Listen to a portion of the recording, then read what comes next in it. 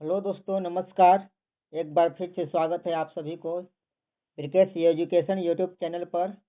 आज की इस वीडियो में हम झारखंड के इतिहास के बारे में चर्चा करेंगे, जो झारखंड के सभी प्रतियोगिता परीक्षाओं जैसे जेपीएससी, जेएसएससी, सीजीएल, उत्पाद सिपाही, दरोगा, कक्षपाल इत्यादि एग्जामों के लिए बहुत ही महत्वपूर्ण है। तो आइए आज का पहला प्रश्न देखते हैं। तो आज का पहला प्रश्न है, झारखंड क्षेत्र स्वायत्त परिषद का गठन कब किया गया था?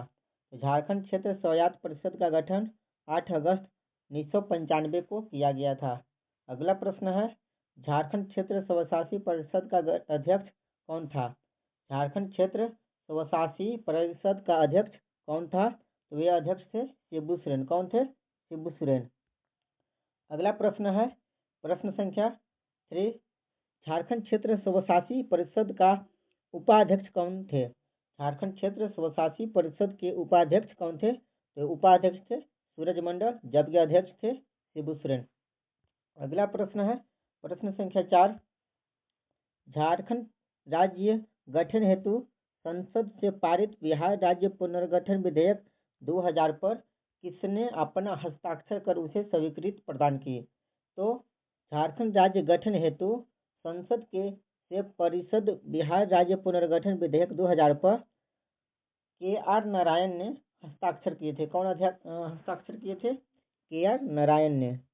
अगला प्रश्न है, प्रश्न संख्या 5,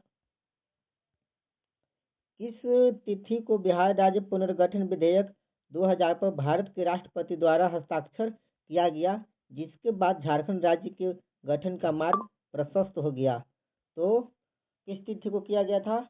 25 अगस्त 2000 को। कब किया गया था? 25 अगस्त 2000 को।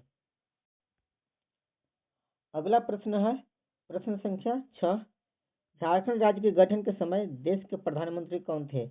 झारखंड राज्य के गठन के समय देश के प्रधानमंत्री थे अटल बिहारी वाजपेयी। कौन थे?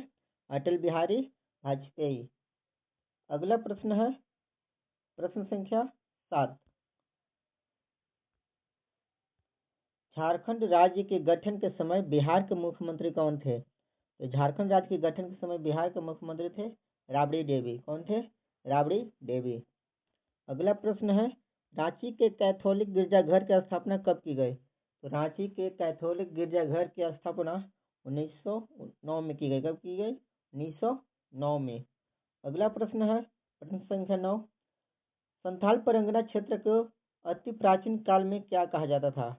संथाल परगना क्षेत्र को अति प्राचीन काल में क्या कहा जाता था? तो कहा जाता था नरीखंड। क्या कहा जाता था?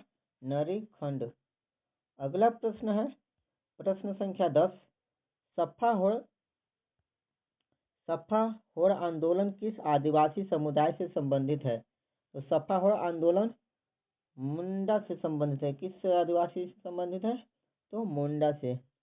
अगला प्रश्न है, प्रश्न संख्या 11, झारखंड के स्वतंत्रता सेनानियों में से प्रथम शहीद होने के गौरव किसको प्राप्त है? तो सबसे पहले शहीद होने का गौरव तिलका मांझी को प्राप्त है। किनको प्राप्त है?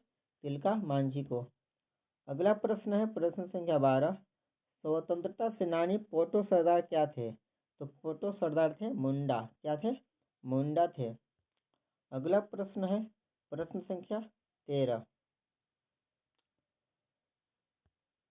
1954 के छोटा नागपुर संयुक्त संघ का अध्यक्ष कौन थे? तो 1954 के छोटा नागपुर संयुक्त संघ का अध्यक्ष सुखदेव महतो थे। कौन थे? सुखदेव महतो थे।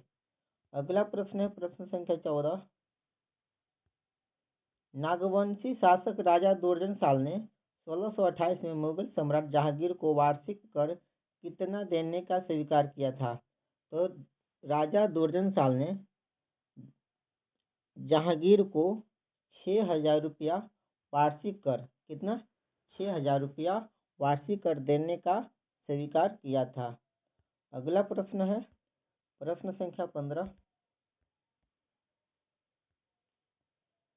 किस वर्ष संथाल परगना के 18 जिले और छोटा नागपुर को मिलाकर झारखंड क्षेत्र स्वायत्त परिषद का गठन किया गया? तो वह गठन किया गया था 1995 में। अगला प्रश्न है, प्रश्न संख्या 16, किस वर्ष एक अलग झारखंड की मांग के लिए एक ज्ञापन साइमन कमीशन के समक्ष प्रस्तुत किया गया था? तो साइमन कमीशन के समक्ष एक ज्ञापन प्रस्तुत किया गया था 1928 में। कब प्रस्तुत किया गया था? 1928 में। अगला प्रश्न है प्रश्न संख्या 17। सन 1855 में किन दो भाइयों के नेतृत्व में संथाल विद्रोह फूट पड़ा था?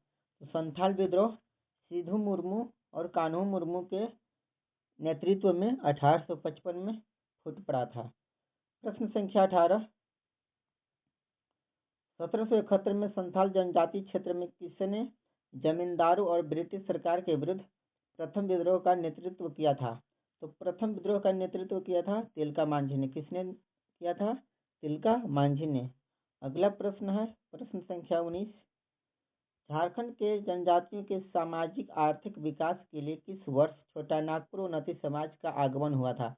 तो छोटा नागपुर उन्नति समाज का आगमन हुआ था 1915 में। कब? 1915 में। अगला प्रश्न है प्रश्न संख्या 20। प्रश्न संख्या 20। रामगढ़ कांग्रेस अधिवेशन कब आयोजित किया गया था?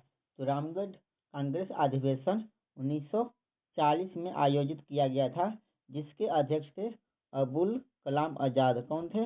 अबुल कलाम आजाद थे। अगला प्रश्न है प्रश्न संख्या 21।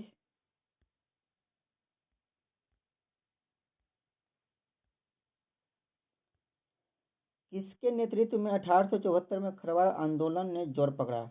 तो खरवाड़ आंदोलन जो कि 1874 में हुआ था, उस भागीरथ मांझी के नेतृत्व में जोर पकड़ा था। किनके नेतृत्व में? तो भागीरथ मांझी के नेतृत्व में। अगला प्रश्न है प्रश्न संख्या 22। टाना भगत आंदोलन कब हुआ था? तो टाना भगत आंदोलन 1913-14 में हुआ था। कब हुआ था? टाना भगत आंदोलन 1913-14 में। अगला प्रश्न है प्रश्न संख्या 23। टाना भगत आंदोलन किसने शुरू किया था? तो टाना भगत आंदोलन को जतरा उरांव ने शुरू किया था। कौन किया था? जतरा उरांव ने शुरू किया था टाना भगत आंदोलन को। अगला प्रश्न है प्रश्न संख्या 24। उलगुलान आंदोलन किसके नेतृत्व में आरंभ हुआ था? तो उलगुलान जो आंदोलन था वह बिरसा मुंडा के नेतृत्व में प्रारंभ हुआ था। अगला प्रश्न है प्रश्न संख्या 25। अंग्रेजों के विरुद्ध सबसे लंबा, बृहत्तम और सबसे खूनी आदिवासी विद्रोह कौन सा था? तो सबसे जो खूनी आदिवासी विद्रोह था, सबसे जो लंबा चला, सबसे जो बड़ा विद्रोह था वह था तमाड़ विद्रोह। कौन विद्रोह?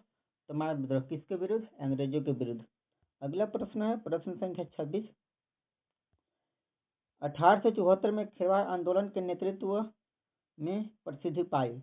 1874 में खेरवाड़ आंदोलन ने किसके नेतृत्व में प्रसिद्धि पाई? तो वह भागीरथ मांझी के नेतृत्व में प्रसिद्धि पाई थी। जो कि 1874 में खेरवाड़ आंदोलन हुआ था, वह भागीरथ मांझी के नेतृत्व में प्रसिद्धि पाई थी। अगला प्रश्न है प्रश्न संख्या 27। 1948 में झारखंड में किस पार्टी का गठन किया गया? तो 1948 में झारखंड में यूनाइटेड झारखंड पार्टी का गठन किया गया था। किस पार्टी का गठन किया गया था? यूनाइटेड झारखंड पार्टी का गठन 1948 में किया गया था। अगला प्रश्न है प्रश्न संख्या 28। 1931 में ठेबले उरांव कौन सा एक संगठन शुरू किया था? तो ठेबले उरांव ने किसान सभा का आयोजन किया था। किसका? किसान सभा का आयोजन किया था ठेबले उरांव ने 1931 में। कब? 1931 में किसान सभा का आयोजन किसने किया था? ठेबले उरांव ने। अगला प्रश्न है प्रश्न संख्या 29।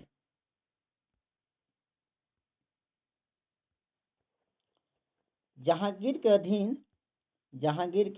अधीन बिहार के गवर्नर इब्राहिम खान के छोटा नागपुर के कौन से राजा को पराजित किया था?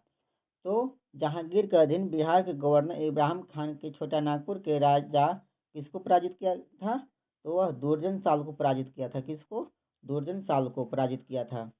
अगला प्रश्न है प्रश्न संख्या 30। 500 ईस्वी पूर्व के दौरान झारखंड राज्य का कौन सा भाग महाजन पद के अधीन था? तो 500 ईस्वी पूर्व के दौरान झारखंड राज्य का कौन सा भाग महाजन के अधीन था? तो वह था मगध। कौन सा भाग महाजन के अधीन था? तो मगध महाजन के अधीन था। अगला प्रश्न है प्रश्न संख्या 31। पलामू में 1819-20 का मुंडा विद्रोह कौन सा नेता के नेतृत्व में लड़ा गया था? जो 1819-20 के दौरान जो मुंडा विद्रोह हुआ था वह भूकन सिंह के नेतृत्व में लड़ा गया था। किसके नेतृत्व में? तो भूकन सिंह के नेतृत्व में लड़ा गया था। अगला प्रश्न है प्रश्न संख्या 32। राजनीतिक सत्ता हासिल करने के लिए किस वर्ष छोटा नागपुर उन्नति समाज और किसान सभा का विलय हुआ था? तो राजनीतिक सत्ता हासिल करने के लिए छोटा नागपुर उन्नति समाज और किसान सभा का विलय 1935 में हुआ था। कब हुआ था? 1935 में हुआ था। अगला प्रश्न है प्रश्न संख्या 33। सोनत संथाल समाज की स्थापना किस नेता द्वारा की गई थी? सोनत संथाल समाज की स्थापना शिबू सोरेन द्वारा की गई थी। किसके द्वारा? तो शिबू सोरेन द्वारा। अगला प्रश्न है प्रश्न संख्या 34। किस जिले में राजमहल अवस्थित है जिसे अकबर ने बनवाया था? राजमहल जिसको अकबर ने बनवाया था वह है साहेबगंज जिला में। कौन जिला में? तो साहेबगंज जिला में है। अगला प्रश्न है प्रश्न संख्या 35। प्रश्न संख्या 35। बिरसा मुंडा की मृत्यु कब हुई? बिरसा मुंडा की मृत्यु कब हुई? तो बिरसा मुंडा की मृत्यु 9 जून सन 1900 को हुआ था। कब हुआ था? 9 जून 1900 को रांची में हैजा के कारण, रांची के जेल में हैजा के कारण बिरसा मुंडा की मृत्यु 9 जून 1900 ईस्वी को हुआ था। अगला प्रश्न है प्रश्न संख्या 36। अंग्रेजों के विरुद्ध आंदोलन में 13 जनवरी 1784 को तिलका ने अपने तीरों से किसे मारा था? तो तिलका मांझी ने 13 जनवरी 1784 को अपने तीरों से अगस्तस क्लीवलैंड को मारे थे। किसको? अगस्तस क्लीवलैंड को मारे थे अपने तीरों से। अगला प्रश्न है प्रश्न संख्या 37।